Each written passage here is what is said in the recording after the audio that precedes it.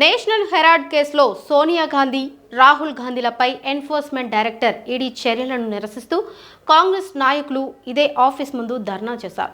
ఈ కేసు రాజకీయ కక్షతో పెట్టినదని, కేంద్రంలోని బీజేపీ ప్రభుత్వం విపక్ష నాయకులను లక్ష్యంగా చేసుకుని సంస్థలను దుర్వినియోగం చేస్తోందని కాంగ్రెస్ నేతలు ఆరోపించారు. అయితే ఒకసారి నేషనల్ హెరాల్డ్ కేసు వివరాలు చూద్దాం. నేషనల్ హెరాల్డ్ అనేది 1938లో జవహర్లాల్ నెహ్రూ స్థాపించిన వార్తాపత్రిక.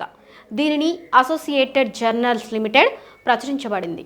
2010లో ఏజేఎల్పై కాంగ్రెస్ పార్టీకి 90.25 కోట్ల రుణం ఉండగా ఈ రుణాన్ని యంగ్ ఇండియా ప్రైవేట్ లిమిటెడ్ అనే నామమాత్రపు సంస్థకు 50 లక్షలకు బదిలీ చేసినట్లు ఆరోపణలు వచ్చాయి. సోనియా గాంధీ, రాహుల్ గాంధీలు యంగ్ ఇండియాలో 76% వాటాలు కలిగి ఉన్నారు.